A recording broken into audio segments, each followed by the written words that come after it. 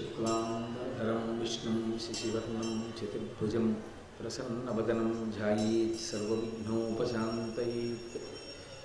गुरुर्ब्रह्मा गुरुर्विष्णुः गुरुर्देवो महेश्वरः गुरुः साक्षात् परब्रह्म तस्मै श्रीगुरवे नमः।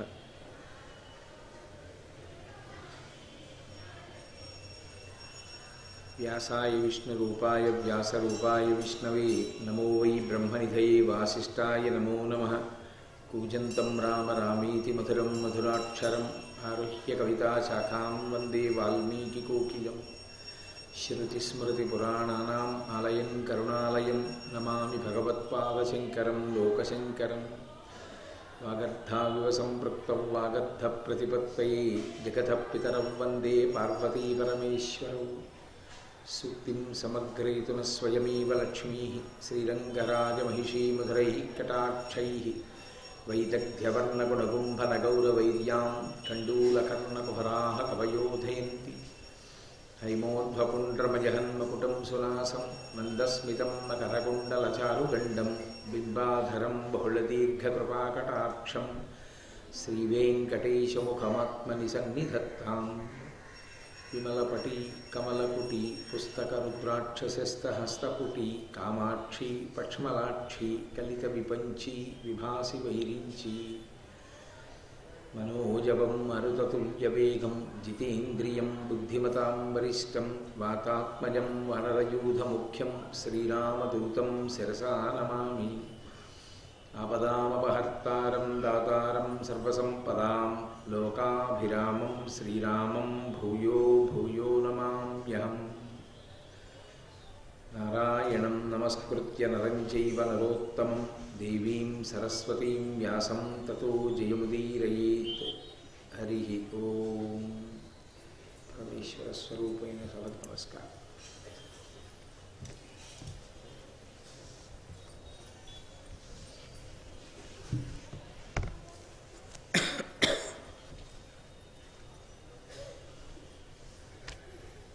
జరాసంధుని యొక్క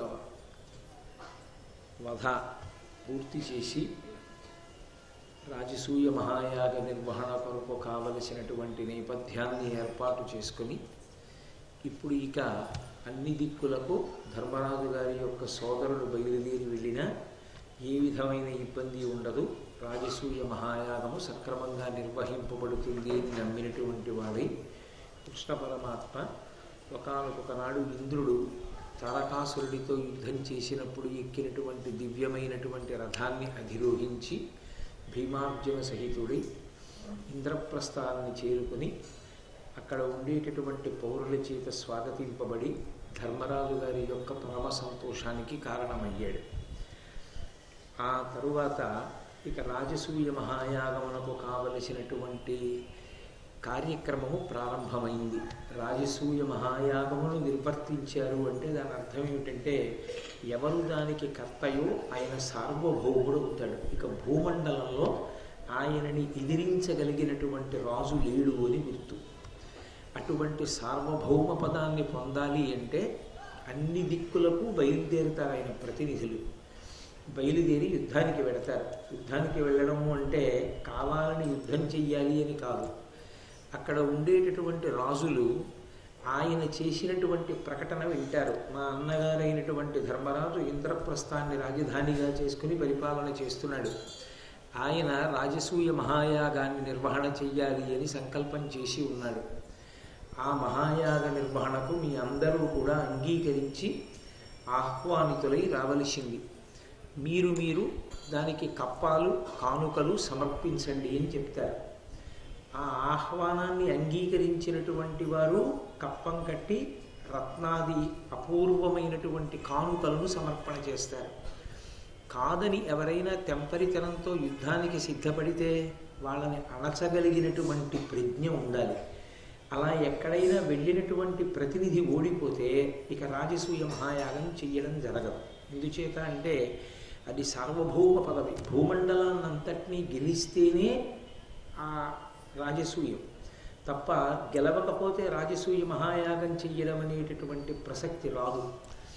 ఇప్పుడు ధర్మరాజు గారు భూమండలం యొక్క 4 దిక్కులకి 4 తమ్ముళ్ళని పంపించాడు. ఆ పంపించినప్పుడు మొట్టమొదట ఉత్తర దిక్కుకి అర్జునుణ్ణి పంపించాడు. అర్జునుణ్ణి ఉత్తర దిక్కుకు పంపించడం వెనకాతల ధర్మరాజు గారి యొక్క సమయోచిత ప్రజ్ఞ తెలుస్తుంది. ఏ దిక్కుకి ఎవరిని పంపించినా గెలిచి రాగలిగినటువంటి మహావీరులే నలుగురు తమ్ముళ్ళు అయినా కూడా ఉత్తర దిక్కుకి అర్జునుడిని పంపుతాడు. ఎందుచేత అంటే ఉత్తర దిక్కు కుబేర స్థానం, అటువైపంతా కూడా చాలా ఐశ్వర్యవంతులైనటువంటి రాజులు ఉన్నారు. అక్కడ నుంచి చాలా భారీ ఎత్తున ధనకనక వస్తువాహనాది సంభారములు తరలింపబడాలి. యాగానికి కావలసినటువంటి సంభారములు పెద్ద ఎత్తున ఉత్తర దిక్కు నుండే రావాలి. అందుకే ఉత్తర దిక్కుకి అర్జునుడిని పంపాడు. తూర్పు దిక్కుకి వాయుపుత్రుడైనటువంటి భీమసేనుణ్ణి పంపించాడు. దక్షిణ దిక్కుకి సహదేవుణ్ణి పంపాడు. పశ్చిమ దిక్కుకి నకులుణ్ణి పంపాడు. ఉత్తర దిక్కుగా బయలుదేరినటువంటి అర్జునుడు ఆ రాజసూయ మహాయాగ సంకల్ప ప్రకటనం చేస్తూ బయలుదేరాడు.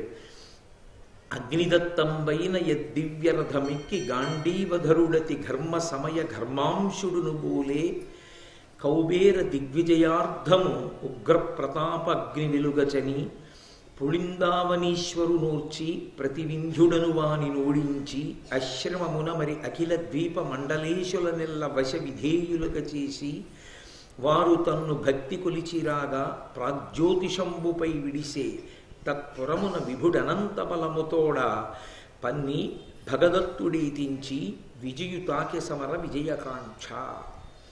ఆయన ఉత్తర దిక్కుగా బయలుదేరినటువంటి వాడై అగ్నిదేవుని చేత ఖాండవవన దహన సమయమునందు తనకి బహూకరింపబడినటువంటి ప్రత్యేకమైనటువంటి రథాన్ని అధిరోహించి ఆ గాంధీవాన్ని చేత పట్టుకుని యుద్ధానికి బయలుదేరాడు. మంచి వేసవి కాలంలో, అందున ఏ రోహిణీ కార్తెయో నడుస్తున్నప్పుడు మధ్యందినటువంటి మార్తాండు ఎంత ప్రతాపంతో ఉంటాడో, ఎంత సహింపనశక్యంగా ఉంటాడో అటువంటి తేజస్సుతో ఆ అర్జునుడు బయలుదేరి వెడుతుంటే ఆయనని ఎదిరించినటువంటి వీరుడే లేడు. ఆయన అలా బయలుదేరి ఆ పుళిందావనీశ్వరుణ్ణి ఓడించి ప్రతివింజుడనేటటువంటి వాడిని ఓడించి అటువైపుగా ఉన్నటువంటి అఖిల ద్వీపములకు చెందినటువంటి మండలేశ్వరులను తనకి వశవర్తులుగా చేసుకొని అక్కడి నుంచి ప్రాగ్జ్యోతిషపురం మీదకి యుద్ధానికి వెళ్ళాడు. ఆ ప్రాగ్జ్యోతిషపురాన్ని పరిపాలన చేసేటటువంటి భగదత్తుడు మాత్రం అర్జునుడిని ఎదిరించాడు. 8 రోజుల పాటు ఇద్దరి మధ్య భీకర సంగ్రామం జరిగింది. అర్జునుడితో యుద్ధంలో నిలబడి 8 రోజులు యుద్ధం చేయడం అంటే సామాన్యమైనటువంటి విషయం కాదు. గాంధీవం చేత పట్టుకుని పుంఖాలుగా సవ్యసాచి బాణములు విడిచిపెట్టగలిగినటువంటి అర్జునుడిని ఎదిరించి ప్రతిద్వంద్వి